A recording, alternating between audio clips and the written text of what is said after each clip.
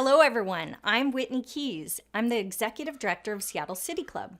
40 years ago, our founders had inclusion top of mind when they created our nonprofit to ensure that everyone had access to get informed, connected, and engaged around civic issues to help strengthen our region. Before we start this Civic Cocktail program, I want to recognize the history and the ongoing leadership of about 30 Indigenous tribes throughout our region.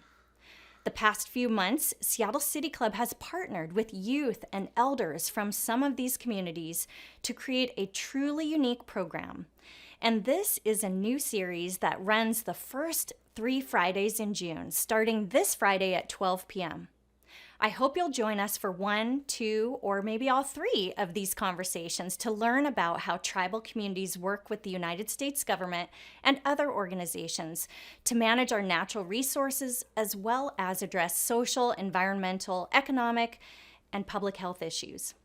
On a personal level, I'm committed to lifelong learning about these communities and others, and Seattle City Club is doing exactly the same thing through our ongoing diversity, equity, and inclusion work to respect and reflect different expertise and voices in our programs. One way we do that is through Civic Cocktail, this program, and that's thanks to Comcast, our presenting partner.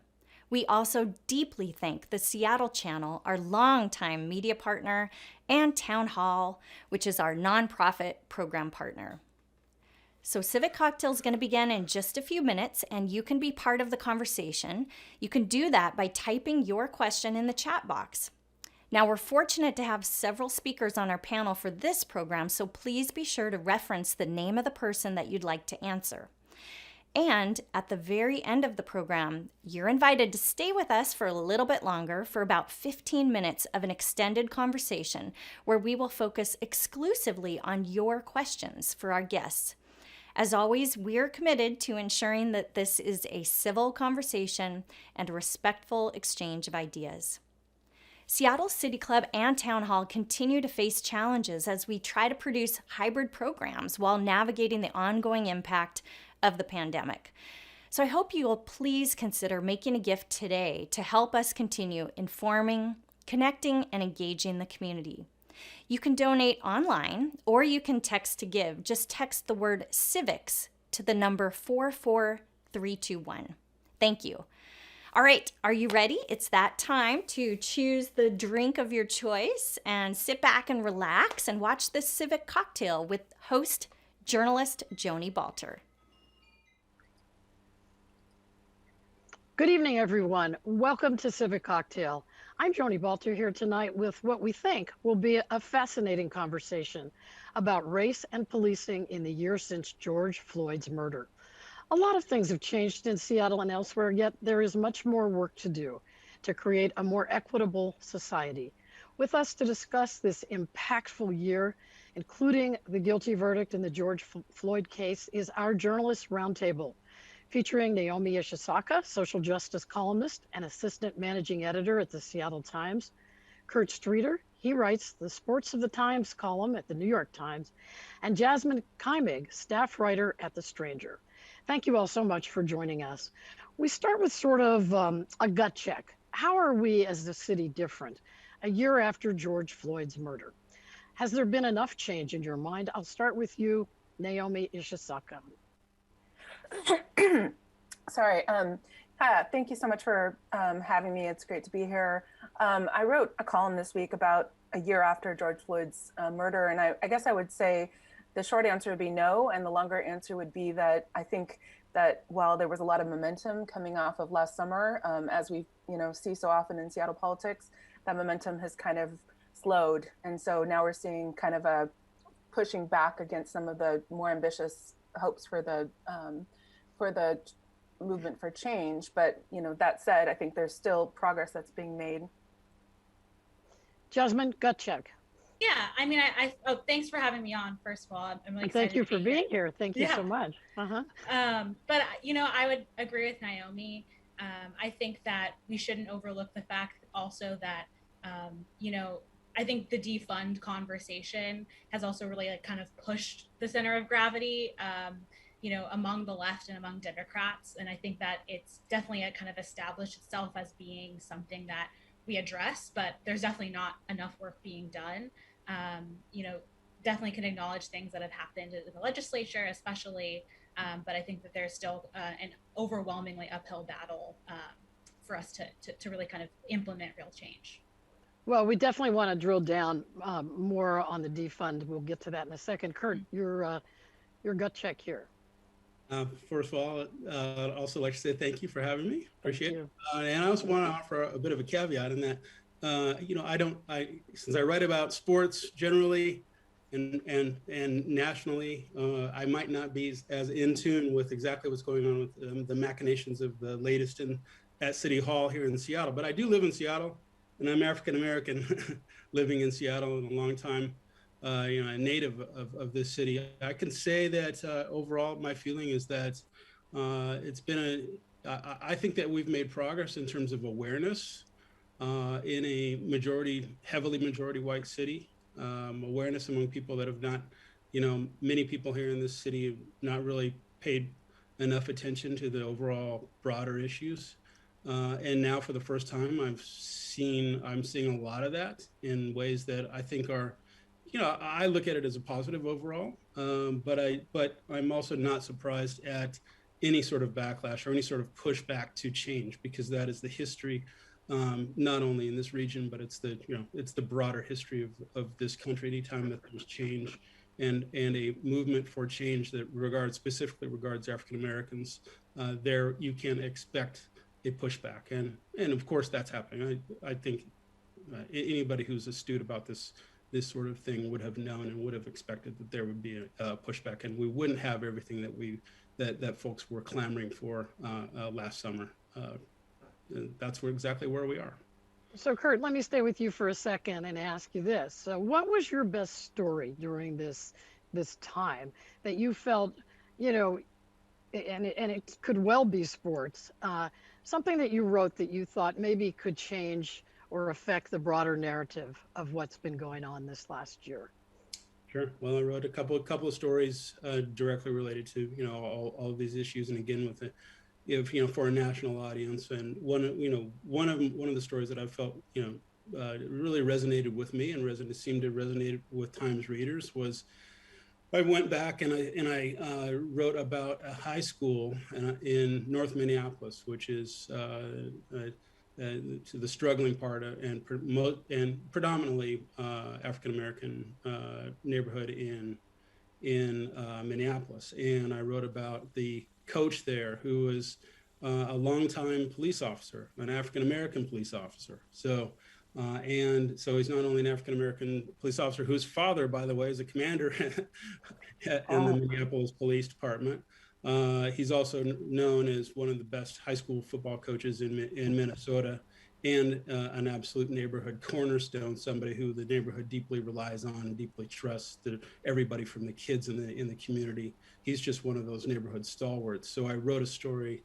This story was really, about, the tension that he sort of embodies and feels, and all of the pain that he was feeling for his community, for the department and the police department that he's tried to serve as best he could in his own, and that he's tried to change, and knowing too that it hasn't changed enough, and then just trying to keep his kids safe, and being on the front lines as a he had to go down there in the front lines during the protests there, and and as part of the crowd control.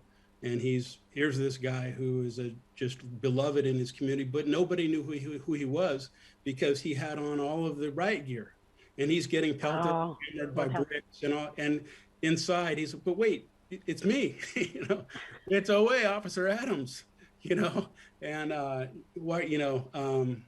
so so many conflicting things for him, so many conflicting parts of his own story there. Jasmyne, what about you? A story where you just said, this is gonna be impactful. This is gonna be part of the big story here. Yeah, I mean, I think that's a really big question. I think that for me, it's not necessarily a story, but my team at The Stranger, we were there live streaming a lot of the protests right on 11th and Pine last summer. And we were kind of really embedding ourselves within a lot of the protests and, taking pictures and trying to report about things that were going on the ground.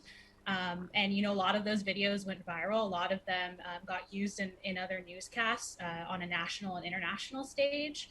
And so I think for us and for our team, that's like so small right now. Yeah. It's tiny because of things that happened with COVID, but I think that our kind of flexibility and our ability to kind of like really embed ourselves in there and kind of use our unique position. Our office was actually right on 11th and Pine. And I spent a lot of my time live streaming out of the building window, which is something I never thought I would do. But it was a really important story for me to try to get out there and be a part of. And I think that it did really shape a lot of cities' responses and a lot of people and protesters' response to see exactly what was going on with the police and the protesters. So for me, yeah, it's not like a coherent article or story, but I think it's like kind of a way of using social media and kind of just using body on the ground to tell the story of the protests from last year.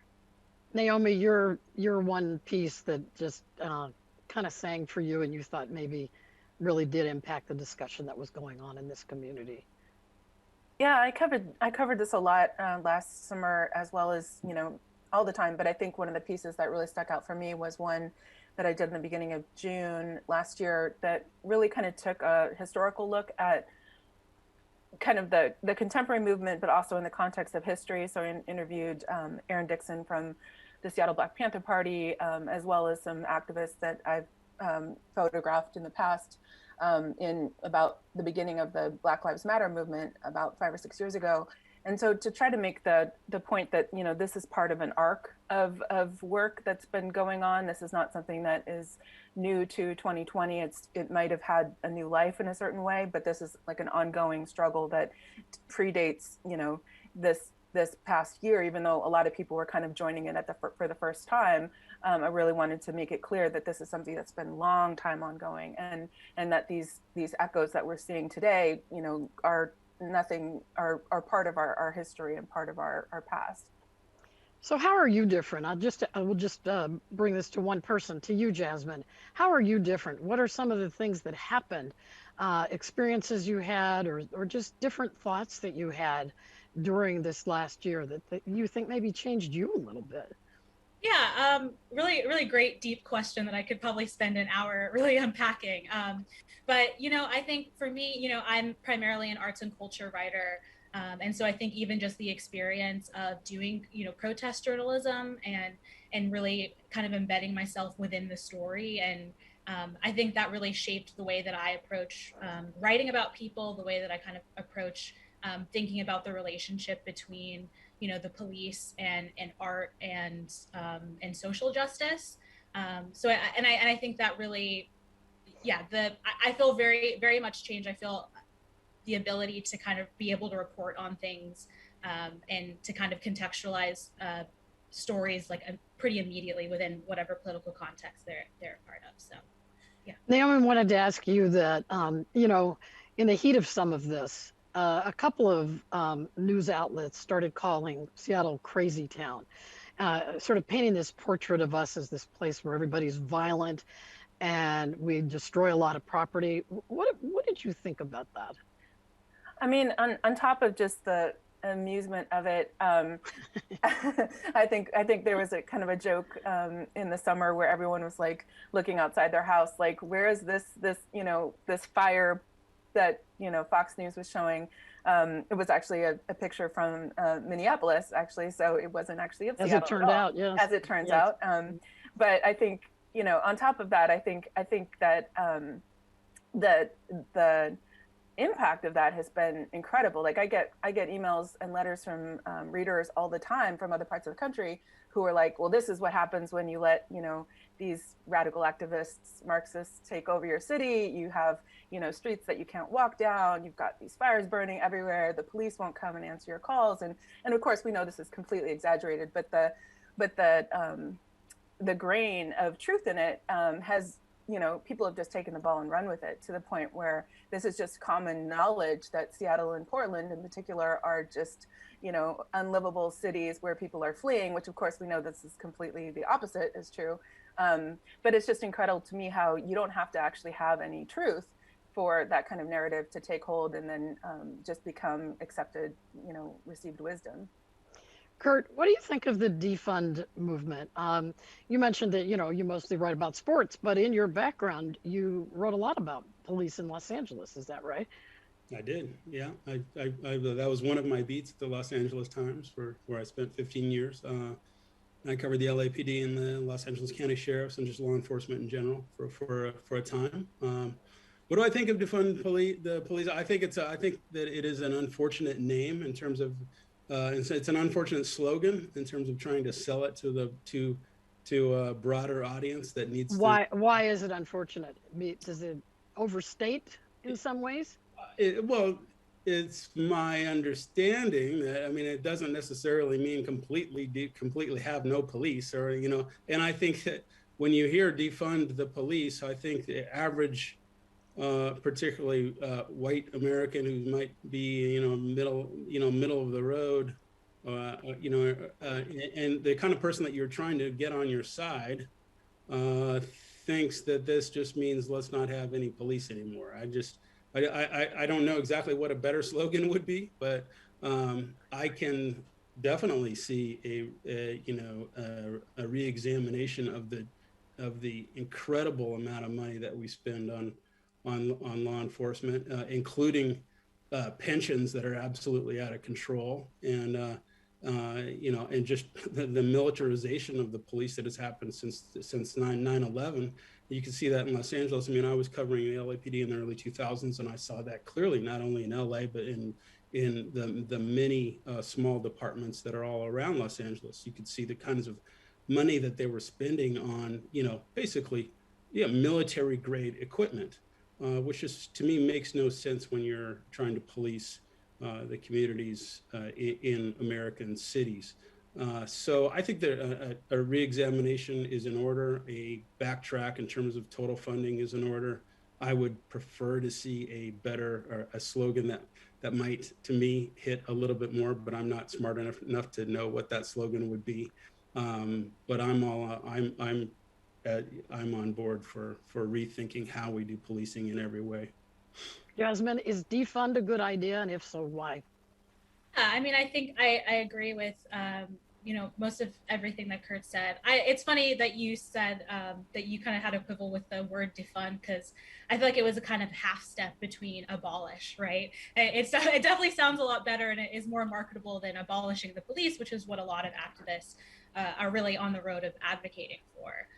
But yeah, I think that, seeing the amount of money that goes into police departments, not only in Seattle, but across the nation, and seeing kind of how ineffective they've been at preventing crime, of, at not murdering Black people, and seeing their funding in comparison to a lot of other areas that desperately need funding, like education, like homelessness, mental health outreach. I think that there's so many systemic problems that police can't fight and are actually a part of holding up.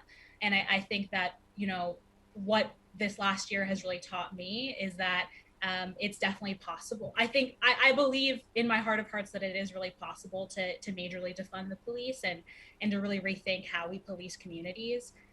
So I'm definitely on board with it. So Naomi, violent crime is up pretty much everywhere, including Seattle. And so some folks are now making the connection. Violent crime is up. Does it have something to do with the defund movement? You wrote about that, and would love to hear what you think of that. Yeah, I read about this in my column this week, and I think one of the things that I've heard a lot from my readers is making that connection. So if you're talking about defunding the police, then there's this straight line between defunding the police and the rise in crime.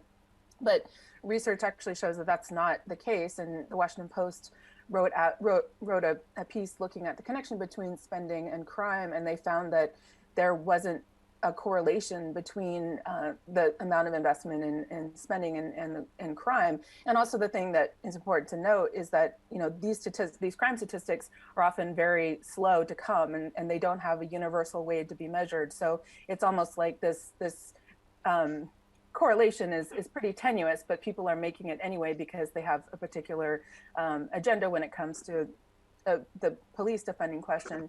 And to kind of go back to the question you asked, Kurt and Jasmine, I would say one of the challenges with the defending the police as like a slogan or a way of talking about this work is it's really talking about what you don't want to be versus what you want to be. And I think, a lot of folks are actually reframing it in terms of investing in public safety. And I've been talking a lot about this in my column around, exactly the thing that Jasmine said, like, what would it look like to invest in the things that actually keep our communities safe? And we talk about crime rates, the things that are not reflected there are the amount of investment in things like education and housing and economic opportunity for folks. And those are the things that create the foundation that provide public safety, right? And you can't take those away and then say, okay, we're just gonna pull the money out from the police and everything will be fine. You have to actually invest that money in something that actually creates true public safety. And I think that's a conversation we should be having more. Can I interject? Go ahead. And isn't it now? I haven't followed this exactly, on a day-to-day basis, but isn't it true that although there has been an uptick in crime, we're still within a range of historic lows compared to 20, 30 years ago? Crime is still relatively low. I mean, it's still low overall, even serious crime. And we got to a point where it had dipped down to levels that it had not been, I believe, since the 1950s. And you're talking about, in LA,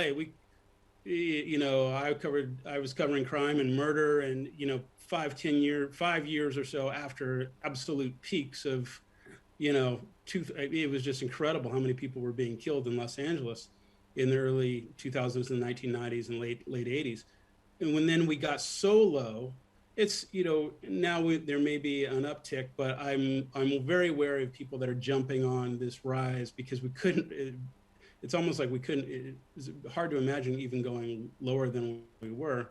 I think it remains to be seen where that trend is going to go. And you cannot deny that, to me, that the role of the pandemic and people being cooped up and feeling completely out of sorts and mentally frazzled beyond, and especially people that are already stretched and on the margins.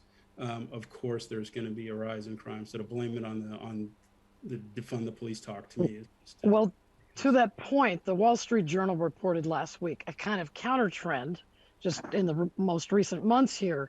Police departments in several parts of the country are restoring money to police budgets, some that were just cut last year. Some are even proposing to spend more this year than last.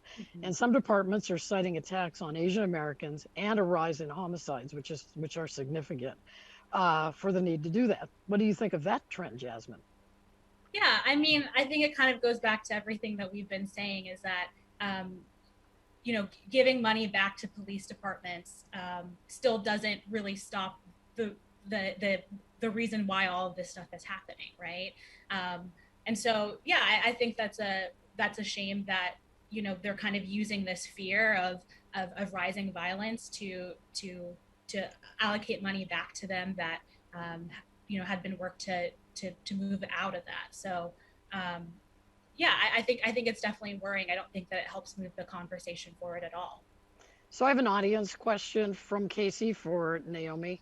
To where do you refer people who want to stay informed on local social justice movements?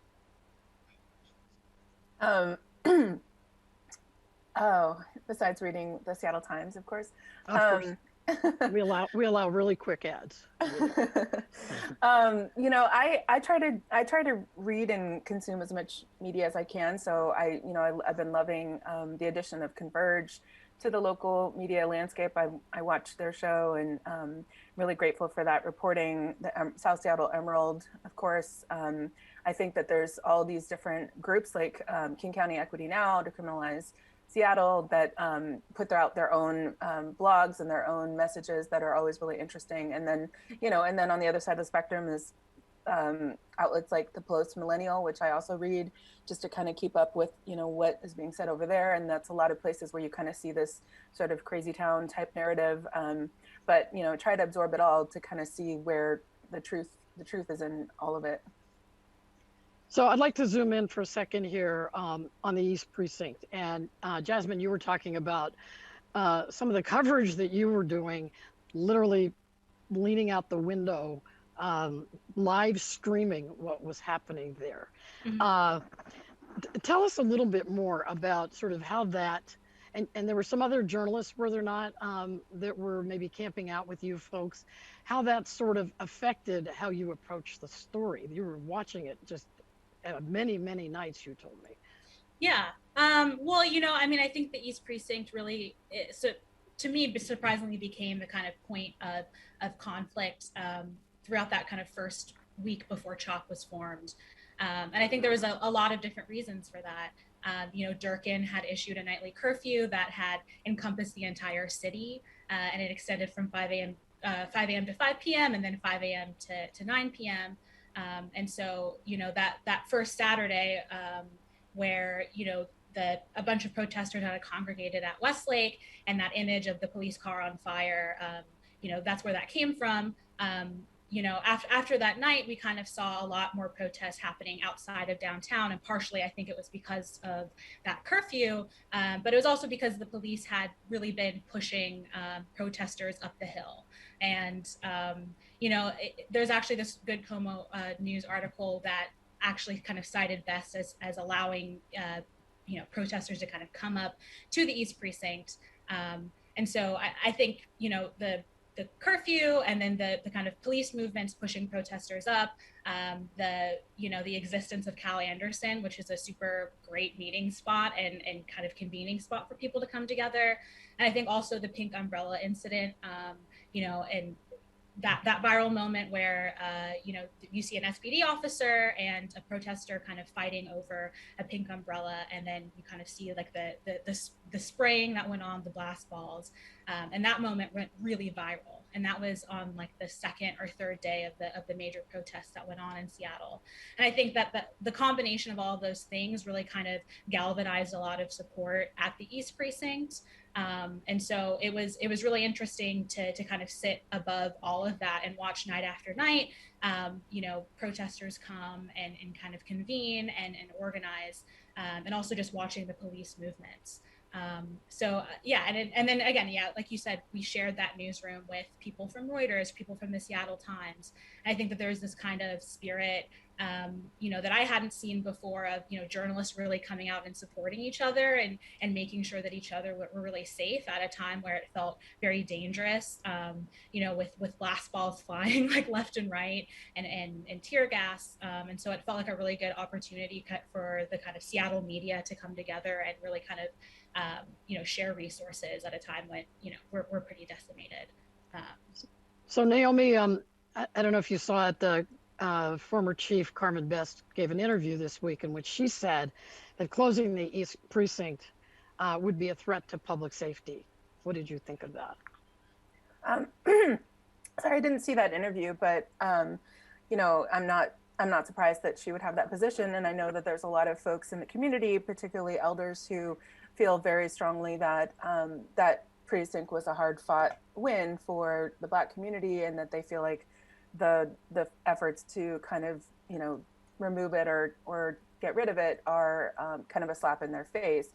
I think that there's somewhat of a generational divide around that, and I think that there's probably going to need to be a lot of work to do to bridge those perspectives. And I've heard a lot of conversations about this in the community, and a lot of tension between some of the younger activists and some of the elders who did push hard to get that precinct put in that location. So Kurt, how do protests in sports, something that you're very familiar with, actually impact the Black Lives Matter movement? How did you see maybe some of the protests you've covered or written about? How did they actually impact what was happening elsewhere? Well, it all fed off of each other. The movement, and then particularly the protests that happened last last summer when the NBA players first walked out during the NBA playoffs, which were in the bubble and down in Orlando, and then that was followed by leagues all over the country walking out, and then the WNBA walking out, and just an incredibly strong stand. And then it spread to Europe, and then you'd see protests, Black Lives Matter protests in sports, and rugby in New Zealand and Australia, and it just all, the narrative then just went in a circular fashion, because the athletes today are seen as, they're such cultural icons and signposts that what they say and what they do really matters, and that people listen, people stand up, and they pay attention. And when they see LeBron James speaking out about these issues, or Serena Williams speaking out about it, it just adds, it adds, it heartens the movement. It also then adds to people who are not necessarily on board with the movement, and think that sports needs to be completely devoid of politics or any sort of social critique. So sort of then you see sort of sports becoming this area where that's fought over both by people on the right and people on the left. With the athletes, then the athletes and athlete empowerment has become a real thing in a way I think that we've never really seen before, even in the 1960s and early 70s, when there was a lot of activism. But this, is their involvement, as you said, circular, or does it sometimes actually change the discussion that's going on? Do they actually impact the whole discussion? I think that's really hard to tease out. It changes I'll tell you one thing. They can make some real waves politically, and I wrote about the Atlanta Dream, the WNBA team, and the WNBA at large. An incredible league in terms of social activism, more involved in activism, more involved in the outside world than any other league in the world. Is the WNBA, and the team, the Atlanta Dream, which was owned by Kelly Loeffler, who was a Republican senator who strongly sided with President Trump at the time. Well, the WNBA didn't exactly the players didn't like that. The Dream players certainly didn't like that, and they fought against her in a way that had never happened before in terms of athlete involvement in politics. And they were nobody would say that they were the absolute reason that Kelly Loeffler lost to now Senator Warnock in Georgia, but they were absolutely a significant force. And if you have people like me in the New York Times writing about their movement, that probably only helps them. So Naomi, and you're on behalf of the Seattle Times, I guess, in this regard. How do you choose what to cover? Think about it. In our own backyard, we had the Manny Ellis case. This happened a couple months before George Floyd. Why didn't the Tacoma case, do you think, generate as much attention, as much national attention as the George Floyd case? I've been wondering that question for over a year. I have long thought that it was undercovered, under-recognized. I think, if I were to hypothesize, I think that the decline in local media has had an impact on that. The Tacoma News Tribune, where I used to work many moons ago, is just a fraction of its former self, and so the resources aren't as much there in South Sound as they might have been in the past. And I think they're all the exact same, and I've written about this multiple times, but all the exact same scenarios, pretty much, except for a video camera rolling, were present with the Manny Ellis case, right? And so there's all these parallels, but the country has no idea who Manny Ellis is. Well, so Jasmine, I want to ask about that. The case wasn't even covered that much locally. And so that makes me wonder, is it all about the video? Like, if you have a great video, then you get the national attention, then everybody covers it. And, there was a video, but it wasn't the same quality. What do you think about that? Yeah, I mean, I think there's also something, the spectacle of Black Death too is certainly a part of that. And I do think having the availability of people seeing it makes it more real for them, or something. I don't really quite understand that connection either. But I think also the fact that it was handled a lot differently by Tacoma PD. There was a lot of confusion, or on purpose, around what exactly happened. Tacoma PD really framed Manny Ellis in a way that I don't think the Minnesota police did for George Floyd. And I think because there was that kind of arresting video, and really kind of traumatic video associated with George Floyd's murder, I think that kind of what elevated it, to a national conversation. Kurt, I'd like to know, just looking ahead, where do we go and how do we grow in the year ahead? How do we know that we are making progress in the future? Wow. Well, I mean, what would it look like? What would progress look like?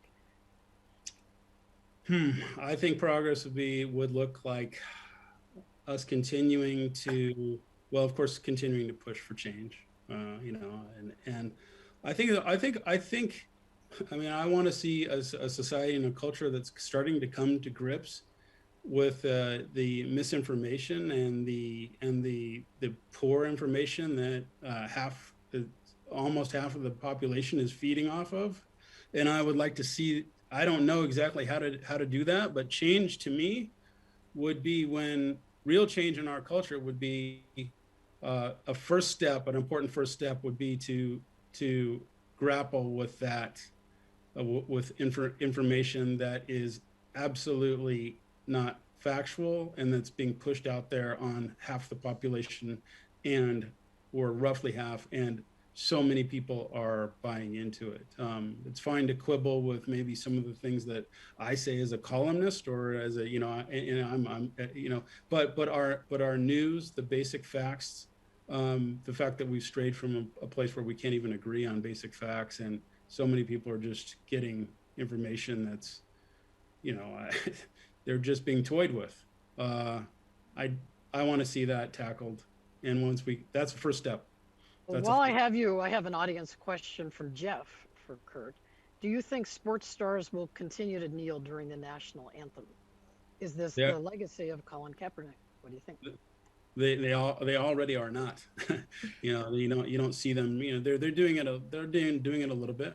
I just watched an English football game, just a couple. It was soccer in our parlance, a couple weeks ago, and it was interesting to see that in Europe they're still kneeling before. They're actually kneeling before games. Entire teams, white and black and Asian all together, and Latino as well, all together, kneeling. But you're actually seeing less and less of that here in America, and what's part of what's happened is the big leagues have sort of co-opted the message, and their corporatization. There's been a corporatization of the message in some sense. Say the NFL and the NBA have both done that, and they're tamping down. They're kind of quietly trying to now move beyond slogans on jerseys and slogans on courts and kneeling and protest. So it's going to be interesting to see how much that actually continues. I think that you can still be effective without doing it, though. There's two ways of making change. You can make change in those very bold signpost sort of ways, where you can make change behind the scenes. And I think right now some of the movement now is going behind the scenes to make change. So that's what the players are, I think, focusing on right now. So jump ball, whoever wants this one, how do white journalists like myself reveal that we don't really get it? We don't know what it's like to actually be in your shoes. Who wants this one? I'm game. Okay. I mean, it's a basic, to me, it's just basic journalism. You just have empathy for, I mean, you just show, let's say you're out in the field and you're reporting, you just have empathy and an openness to your subjects, the same way that we do, journalists of color do, when we go out and we report on people all the time who don't look or have anything in their background that's even remotely like us. And yet we show that we care. We show that we take them seriously. We show that we can try our best to understand their position and oftentimes their plight. It's the most important thing to me as a journalist is empathy. And I think if you're a white reporter and you're looking to show a connection, just think of empathy. Yeah. And And there's, well, go ahead, Jasmine. yeah. Well, and I also think, thinking about your sources too, like who are you citing and how are you citing Good that? point. I think that's a really big thing that we also saw this year. Are you taking, the PD's word for it, or are you kind of checking in with the community too and seeing what exactly they have to say about whatever issue you're writing about? And I would also say, checking in with your colleagues of color, your Black, like, I think last summer was really intense for, Black journalists. I remember crying watching Yeah, you George. said that. Yeah, I before work, I remember I cried watching George Floyd's body being taken to St. Louis, and there was like a big kind of memorial service, and I remember watching that and crying, and then running down to 11th and Pine and having to cover it. And so I think that, kind of creating a newsroom for Black reporters, for other reporters of color, that is really supportive and advocating for more resources, like mental health resources, and hiring of more journalists of color. I think that's like I mean, it's a big thing, but I think that's one of what I would recommend to white journalists. So I have an audience question here from Cam for Naomi. In the spirit of what Omari Salisbury is doing with Converge and the Morning Update, what additional energy are you seeing around the expanding journalistic landscape? What else would you like to see emerge? Well, I mean, I guess I would like to see that all our existing media sources are supported by our community.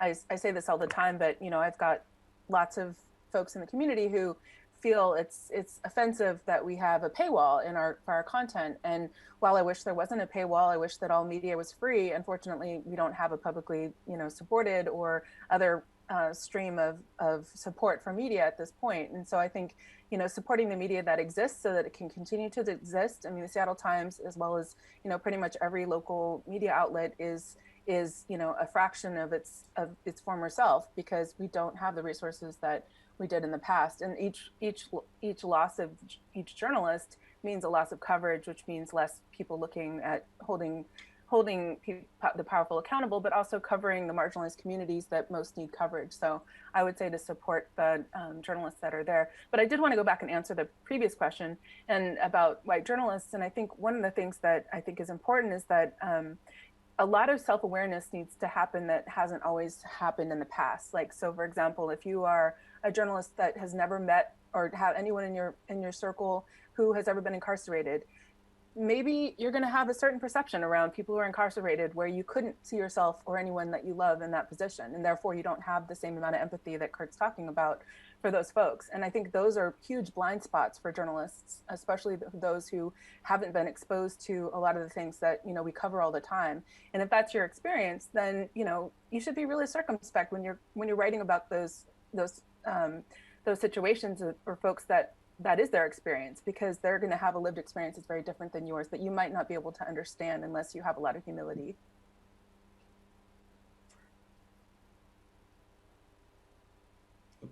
Oh, I can't.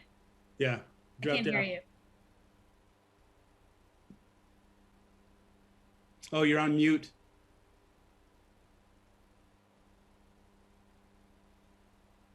Got it now?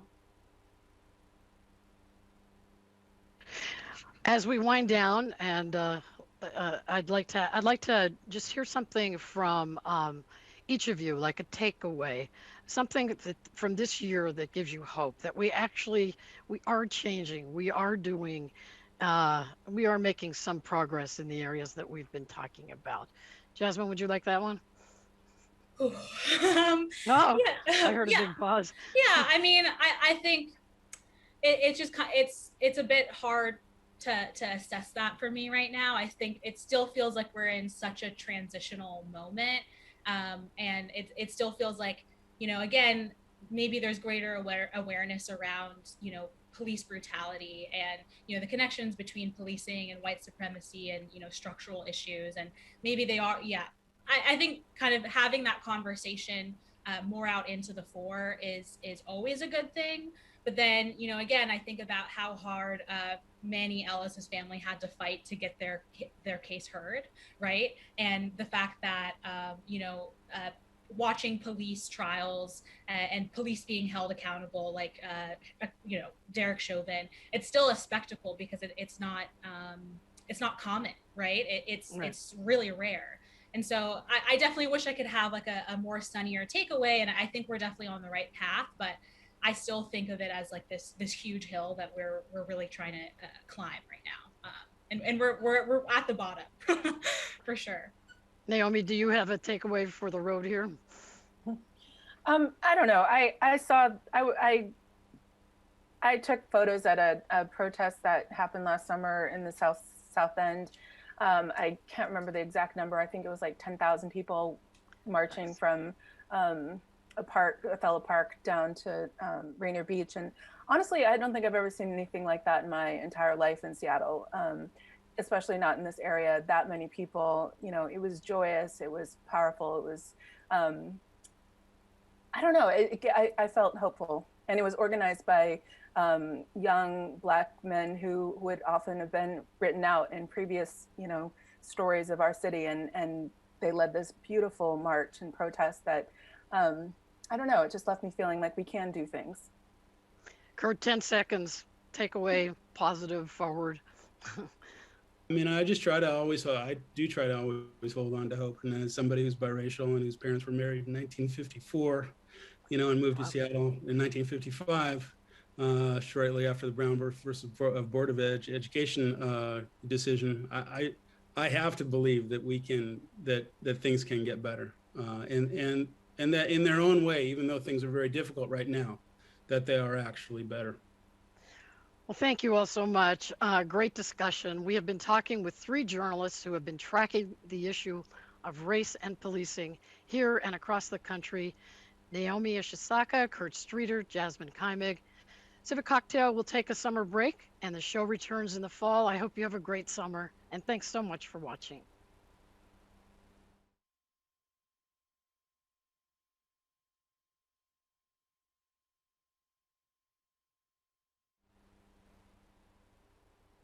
Okay, so here we go. We are in Civic Cocktail overtime.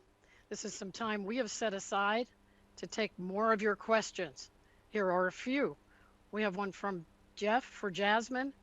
What do you think of the current efforts in some states to criminalize protesting?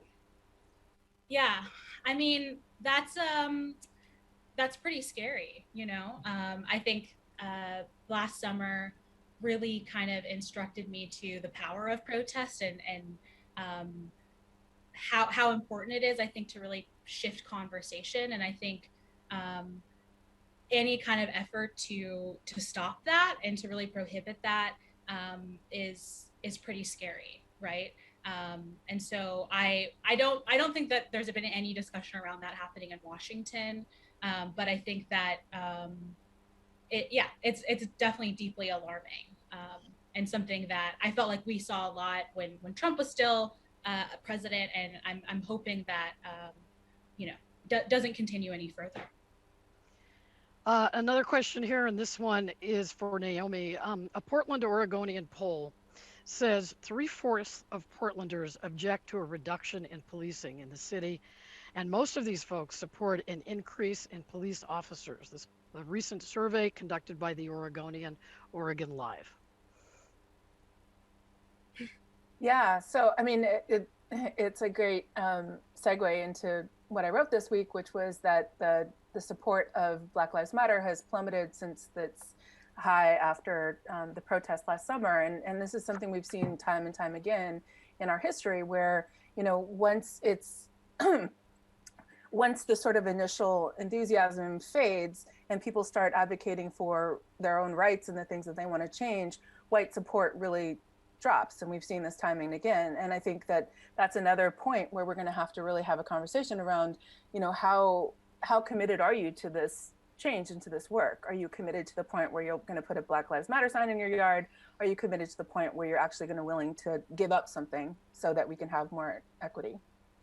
So Kurt, from your vantage point, did you go up to CHOP or Chaz, as the various names were? Did you spend any time up there? No, I didn't. Yeah, I'm. Well, from your vantage point then, at the beginning, and this was a term that Jasmine used, it was kind of, loose, more Coachella than anything that happened later.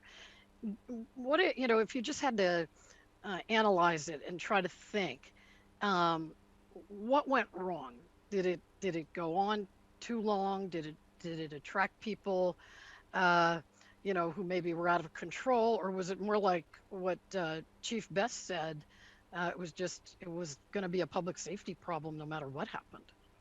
Well, it is difficult for me to say since I didn't go up there. But I think in those sorts of situations, oftentimes after a while they're going to kind of spin out of control a bit, and they're going to get some elements that kind of then feed into a little sense of chaos, and then that's going to then move, with its own force. So it's just very difficult to say. I'm thinking back to, I went to Berkeley, and thinking back to some of the protests there, and even in the People's Park, and some of the great protests at Cal Berkeley that also kind of spun out of control eventually. But then, in the end, the point was made, and I think that's the most important thing.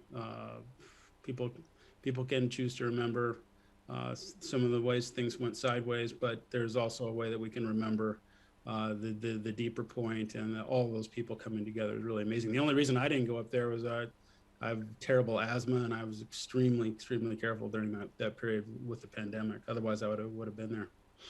Jasmine, what do you think of that? You really had the view of the place. So what do you think of that? What went wrong there? Or did it just go on too long? Was it a bad idea to start with? What? Well, I mean, I don't really think it was a bad idea to start with necessarily. I think that it was just never the goal. Like, I don't think anyone was leaving their house and being like, oh, I want to start an autonomous anarchist zone. Like, that just, maybe some people did, but I think the majority of folks that participated in it and like came to it were just kind of like, we have this truly horrific week of police violence against protesters, right at that 11th and Pine, right? And all of a sudden, on June 8th in the afternoon, they're gone, right? And I think there was this kind of need to, I believe that spaces definitely hold power, and I think there was this kind of need to kind of, go over it with some sort of positive thing of everyone coming together and kind of reclaim the cross section and kind of reclaim the moment. But yeah, I think it just kind of spun out of control, because I think if you talk to any journalist that tried to cover it, the power was really diffuse. The goals were really diffuse. The power was diffused as time went on. Is that what you mean? Yeah. As time went on, makes sense. Right. It was just what you made it. You engaged with it, whatever you wanted to get out of it.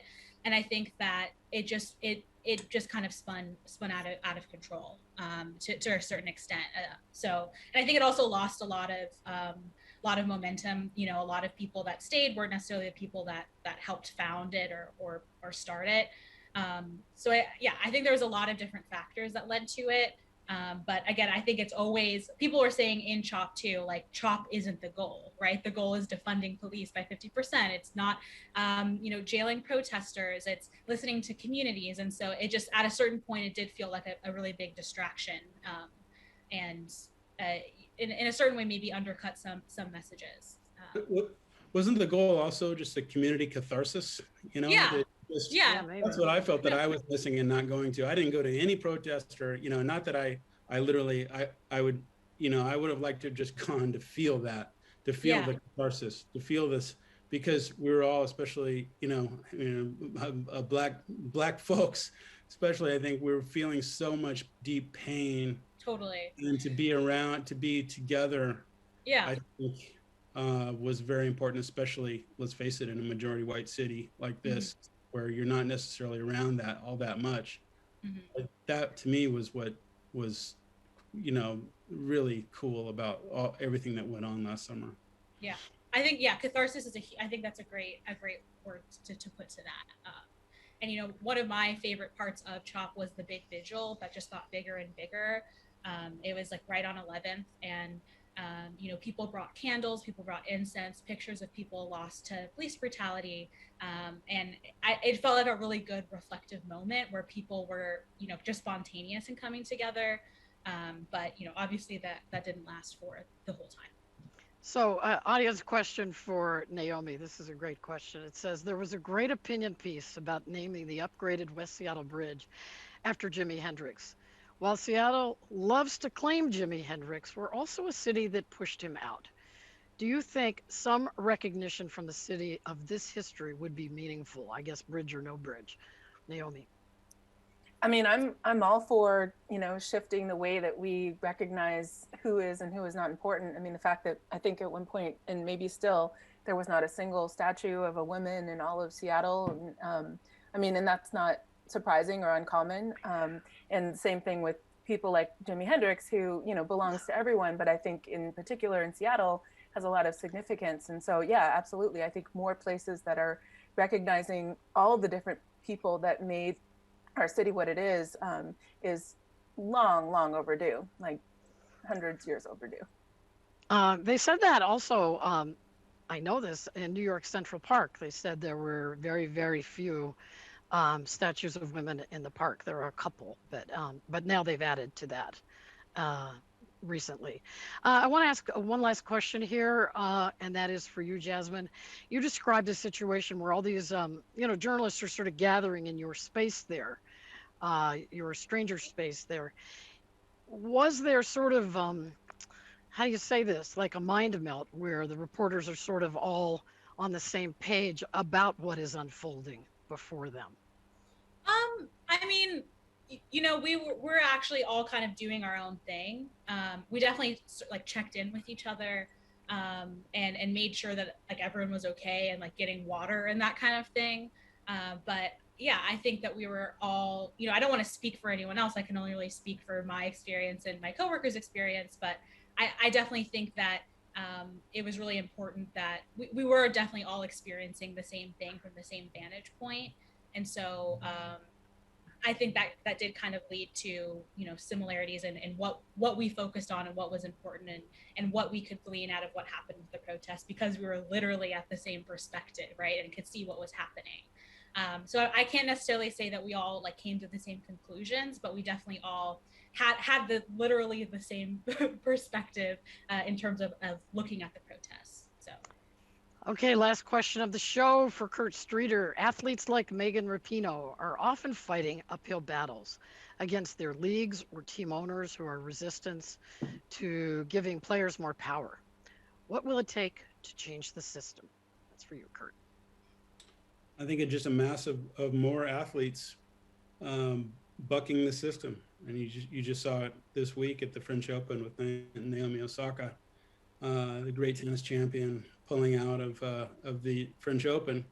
Partly citing her mental health concerns regarding press conferences, and she's one that certainly does not like to do press conferences, and is shifting the conversation in that regard. Just she's asserting her own power, and we're seeing more and more of that all along the lines. Athletes are not afraid anymore to assert their own power, and it's something that it's just continuing to feed on itself. And I think that as it continues and just builds momentum, you're going to see you'll see some things change. But then again, it's all a multi-billion-dollar business. So that it is. Dream uphill battle. We are out of time and we are out of questions. Thank you so much to all of you for giving us your warm summer night here, giving us so much time. And thank you all for your great questions, and thank you for your time. And good night.